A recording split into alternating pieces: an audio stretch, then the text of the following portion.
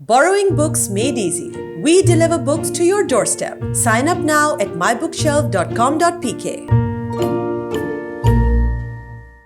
Hi everyone and welcome to The Tea with My Bookshelf.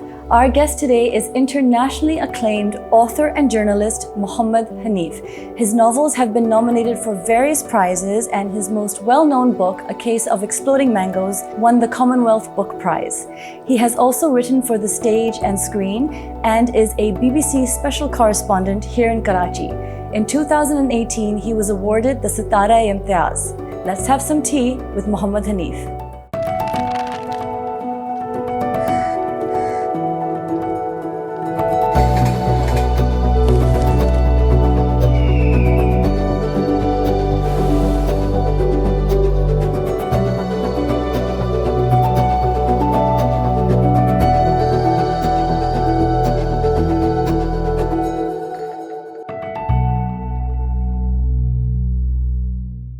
Mr. Hanif, we're so happy that you're able to join us today on our show. Thanks for having me. You once said in an interview that every writer is a struggling writer. Can you elaborate on this? I don't know what I was thinking. Sometimes I think writers are kind of asked stuff and they don't really know anything about that stuff. But they have to make up stuff on the spot because they can't really say that I actually don't know. So I don't know what the context was. But I think I have personally found the act of writing, or even thinking about writing, quite a painful process. I know there are happy writers who kind of think that they just live to write. They get up and they start writing and then they go to sleep thinking about writing. So I do think a lot about writing, the actual process of writing, especially writing novels, because it's a very long-term commitment. That you have an idea and then you start scribbling and then a few months go by and then you think, why am I writing this novel and not that other novel, that the other idea that I have. But sometimes, like after you spend a couple of years, there is that sense of commitment that you've invested quite a bit into it. You have these characters that are kind of living with you.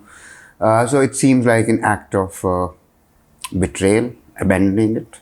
It's like having it's like being like that deadbeat dad who like produces children and then abandons them. And you don't want to be that kind of dad. You want to be like a responsible person. So years and years go by and you always have those doubts that what I'm doing, is it worth doing? Is it worth my time? Is anybody else going to be interested in these people and whatever I'm trying to do with them? So I think that is the basic level of struggle, and I have some writer friends and they go through the same kind of dilemma. That every time you open your notebook or like a Word file or wherever you write, you have those moments where you don't know why you are doing this, but you keep doing it. So that way it's a struggle. And then if you are lucky enough to finish something and then get published, even that is a kind of struggle. Now the thing is in people's hands and everybody will read it differently, and you can't whisper in their ears that no this is not what I meant. I meant this. And so that's what I meant, that it is every writer that I kind of know, they struggle. Some people struggle with their craft, some people struggle with their ideas, some people struggle with the aftermath, that you've written a book, you've published it, nobody wants to read it, or critics hate it, or so I think and then you get longlisted or shortlisted for awards and then you don't get them.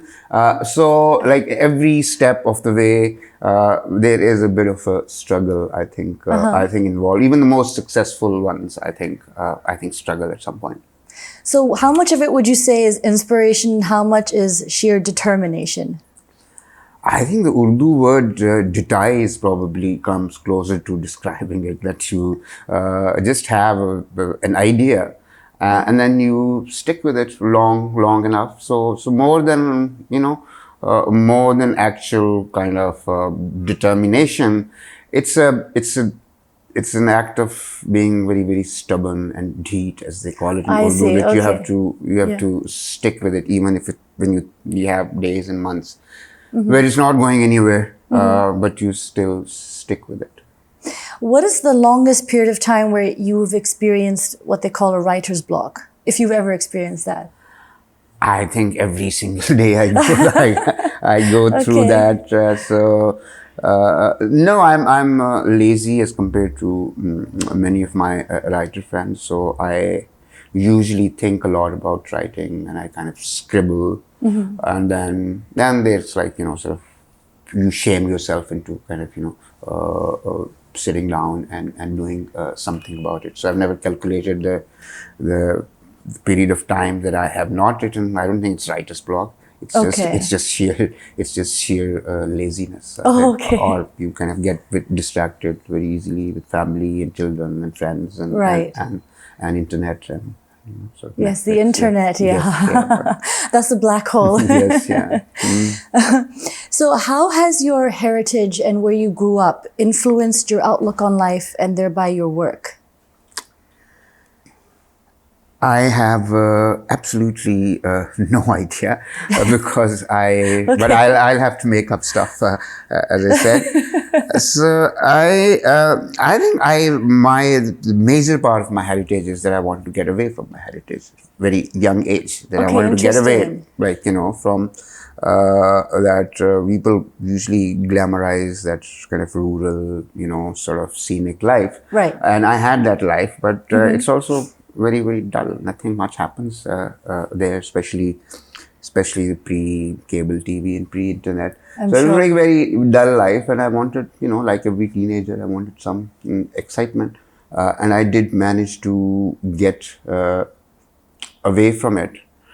But now sometimes I think about it that I have, I ran away from a village to live in big cities, sort of as you go to see like bright lights and feel all that excitement.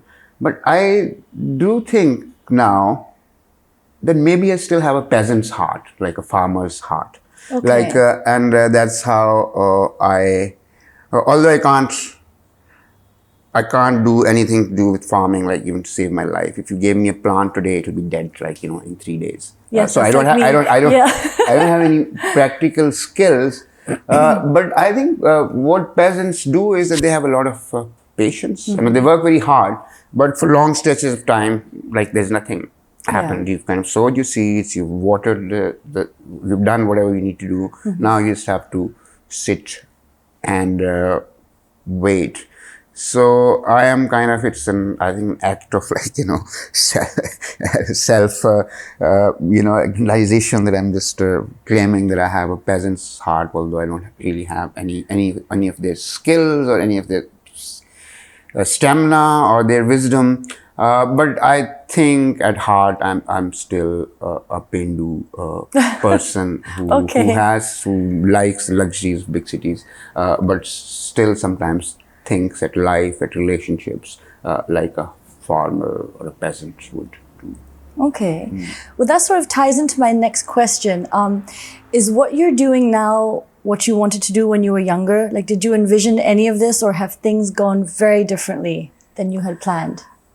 I'm really very pleasantly surprised when I interact with young people, like, who know what they want to do in life. Like, I meet 14, 15 years old, even sometimes 12 years old, who know what they want to do in life. I have an 8-year-old son. He knows that he wants to be a YouTuber. I think every 8-year-old these days wants to be a YouTuber. I think every child, whatever the age, yes. Yeah, so I didn't know. My primary aim was to get away from that rural life and find my freedom and some excitement. So I was kind of attracted towards big, shiny things. Like airplanes? Yeah, I like airplanes. Yeah, it was glamorous at some point, trust me. And then you end up there and you say, oh no, this is not what I was looking for.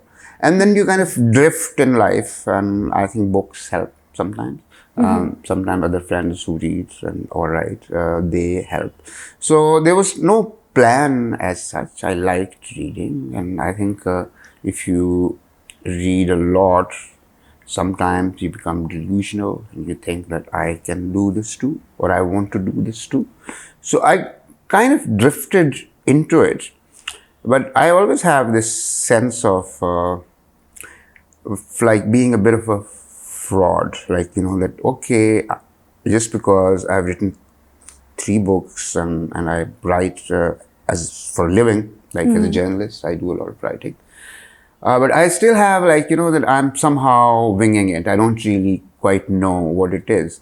So sometimes I still think, I keep looking at, they have like these 6 months, 1 year courses for plumbers. So I kind of seriously look at them and think that, okay, if I learn like something real where I can fix things, or I had a couple of years ago, I used to have these fantasies that maybe I should become an ambulance driver. But then somebody reminded me that I'm a horrible driver and you can't do that. But if you can drive an Air Force plane, surely you can drive an ambulance. No, you haven't seen Karachi traffic probably. No. So I still keep fantasizing about learning something real, which will, solve problems, which will unclog pipes or kind of save people's lives or become a nurse, like if I had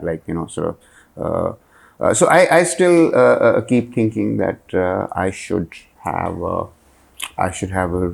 learn a real craft, a real trade where I can actually make some difference to people's lives, or at least can tell myself that I know that I can do this, because otherwise everything else is just like guesswork and kind Okay. It's interesting that after so much success that you would still feel that way about your craft, about your writing. I think there are things which are more useful. I think driving an ambulance is definitely more useful than writing an op-ed, and I think kind of helping people when they are in pain is much more important than writing a novel. So yeah, I always have self-doubts, but I think I'm too lazy or too old to do anything about it now. So a Guardian article from a few years ago, I'm going to quote another article, says about you, after it became clear that his heart wasn't in military service, he was released 10 years early into a civilian life of, quote, small-time politicians, businessmen, and struggling gangsters. Every second friend of mine was a drug addict. Do tell us about this time in your life. Well, it was all here in Karachi. This was my first experience of big city, civilian life. And I don't know if you remember or not, but in late 80s, early 90s, heroin was very cheap, very widely available. And I have to say, really, really good. So everybody that I knew was like in and out of rehab centers. It was very widespread. And also, there was a lot of political activism, sort of sometimes ideological, sometimes violent. And since I was outsider, so I drifted a lot. So I lived in very many communities. So one day I'll be hanging out with MPM boys, and the next day I'll be, I'll end up with PPP boys, and third day they'll be shooting at each other, or they'll be hiding at my apartment. So I was single and I was new to the city, so I drifted a lot from one community to another, and as a single person, we share apartments with various people. So I had that kind of experience, and it was quite common for young people then that, okay, one day you're in politics, and then automatically somehow it led to why not rob a bank or something like that. And then that's quite a jump, but you did that. No, they're you talk about Karachi, you talk about crime. So somebody does that crime. It's not people who come from outside and then go away. They live here. They live amongst us. So I happen to know some of them. So it was an exciting time. Sounds very interesting, but also scary. Yeah, there were nights that were very scary. You didn't know who will end up your apartment, or if somebody came, when will they ever leave? So you always had, and somebody had a girlfriend, and then it turned out, oh, that she's actually engaged to this famous gangster, and he's seen her, that, you know, they were hanging out at your apartment. So what are you going to do? Like, obviously change apartments. Yeah. Leave the locality. So there was a lot of lot of uncertainty, which kind of now we call it uncertainty. Like, you know, when you're young and single and don't have many responsibilities, you find all of those things very exciting. Exciting, right? Yeah. Okay, so tell us about working on the opera Bhutto, for which you were the librettist. First, did it premiere, and what made you decide to do it? And was it as divisive as you expected?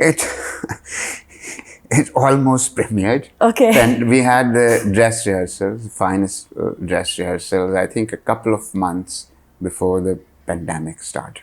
Okay. Yeah. So Pittsburgh Opera had commissioned it, and it was supposed to premiere there, and then it was supposed to go to New York, and now by then Abu Dhabi and Dubai had also built their opera houses, so they were able to bring it there as well. So we'd been working on it for like 2.5, 3 years. And just when it was supposed to premiere, the pandemic happened. And as you know, how these things work, that first the restaurants will open, and then cinemas will open, and then theater houses will open. Obviously, who cares about opera? And it will be the last thing to open. So opera houses have started opening now, and it might kind of resurface at some point. I got involved into it because opera is like a composer's medium. Basically, it's not a writer's medium. Writer is like a small fry in it. So this composer who had read my work approached me, and I then sort of Googled him, like you do. Who is this crazy person? And he was very young, but he had produced some fantastic work, and we started, and I told him straight up, I don't even know how to write a libretto. And so, but we talked, and he would play music, his ideas, like how he wanted to do it. And then, you know, sort of every 6 months we'll end up in New York, where he was based, and we will kind of, you know, spend days and days getting these ideas down paper. And finally, it took us about 2.5 years, but we finally kind of got it all done. And then the rehearsals happened. Then the dress rehearsals happened, and we had kind of sets ready, and we had like costumes ready. Did you find yourself singing along? Me? No way. No way. No. Okay. No, but it was fascinating. It was a completely new medium for me. But yeah, then pandemic happened, and that's where we are at now. Yeah, the pandemic crushed the theater scenes in many areas, especially in London. Yeah, and this was supposed to happen and everywhere, basically. And since, as I said, like as things go, like opera is probably the last thing that they will care about, or they will open. Yeah. So it has started happening now, and hopefully at some point it will, because a lot of work has gone into it, and it's like a big production. Like, you know, you have 200 kind of musicians playing, and you have, like, you know, sort of dozens of people kind of singing and performing. Yes. So a lot of people have done like a lot of hard work, and hopefully it will come back. So the technique and experience of writing for the stage and even the screen, it must be quite different when you're writing for print, because when you're writing your own novel, it seems like a much more solitary exercise. But in this arena, You're collaborating. It is very collaborative. You start hating each other because novel, like, you know, you write it by yourself and then you send it to your agent publishers, and they obviously always say nice things about it. So you're not used to like, you know, sort of being cut like halfway through the page, that what does it mean, and doesn't it's not musical enough. So yeah, we had like lots of arguments and and opera as a medium is full of drama as it is. So that kind of creeped into our lives as well a lot of the time. So in 2020, A Case of Exploding Mangoes was translated into Urdu, and in the subsequent furore, your publishing house and some stockists were raided, and copies of the book were confiscated. What are your thoughts on this, and why do you think this piece of literature is so inflammatory? And is it because the Urdu version would reach a much broader audience? I'm not sure it had anything to do with the audience, because my experience tells me the people who read books in Pakistan, there's probably a bigger a number of readers in English than in Urdu, or at least print runs kind of, you know, tell you that. So I was also quite puzzled because the book came out, I don't know, 12, 13 years ago, and by now I was quite smug. Nobody had ever bothered me, like, you know, I was kind of one of those minor celebrities that people recognize at bookshops and book festival type things, and you know, and I was quite flattered when I found out that it was being taught in some universities and some schools. So you didn't get any of the sort of I didn't get I did not get, like, not and then it came out in Urdu, and then this guy who's General Ziaul Haq Khan, he sent us a legal notice for 1 billion rupees that that we've defamed his dear dad, and that was okay. We showed it to lawyers, and we were drafting a letter, where I was kind of trying to tell my lawyer that they should, you know, ask him that, like, how come the book has been around around for more than a decade, so how come that your dad cannot be insulted in English, but he's only insulted in Urdu? How does that even work? And then there were these raids, which was scary because Huri Nurani, who's my brilliant publisher, there were midnight knocks at her house, raids at her publishing house, and this is like, if you haven't experienced anything like that, it's very scary. And she's been running this publishing house for 35, 40 years, and she's published some of the finest kind of Urdu writers who were considered dissidents in their time, and she's never had so it was scary. And so there was actually, you were fearing for your safety at that time. For my safety, but more than that, for her safety, because there were, as I said, there were midnight knocks at her door, and these people were sitting at her manager's house at 2 a.m. in the morning. And there's no official ban, there are no warrants, there are no notices, you cannot go to any court and contest it. So it was basically Gundaism. So I don't know, I talked to, when these people approached me later to clarify the air and they said they were just carrying out their orders and there was some misunderstanding.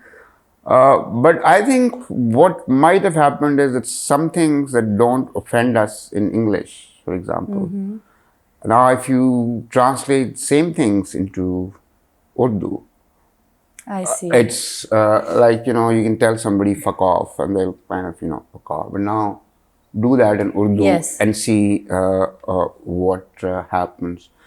So I think it was probably that kind of sensibility, that kind of class system, language class system at work, that you can say the same thing in English and get away with it. You do it like in Urdu, and then people say, oh, this is really offensive.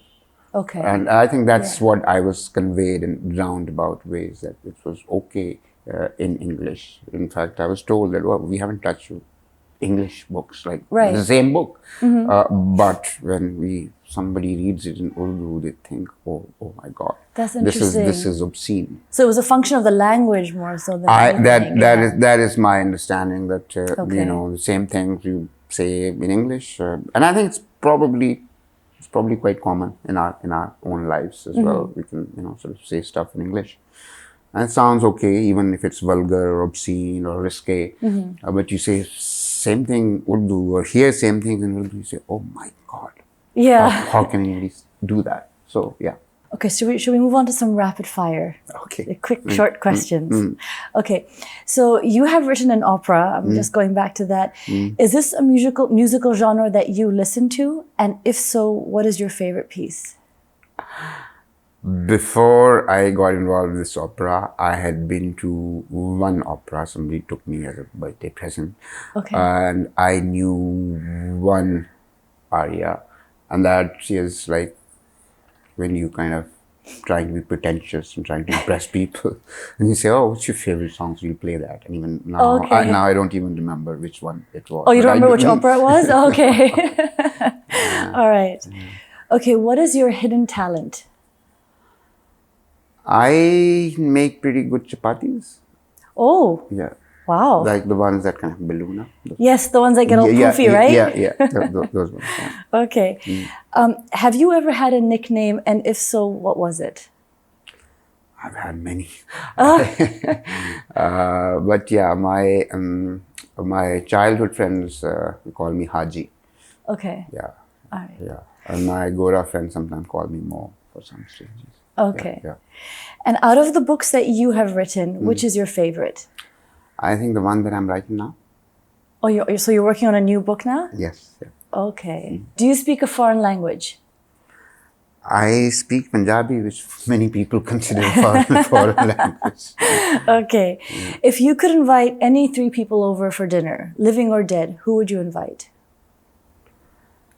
I'm not like the dinner type people. I think I'll probably end up inviting my 2 sons, I think, and my wife, I guess. Yeah. Okay, sweet. Do you prefer talking on the phone or texting? Texting during the day and talking at night. Okay. And finally, what is one place that you very much want to visit? Tibet, I think. Okay, cool. Well, Mr. Hanif, thank you so much for joining us. Oh, thank you. Thanks for having me. All right. Nice talking to you. Thank you. Thanks for joining us, guys. Hope to see you next week on The Tea with My Bookshelf. Bye.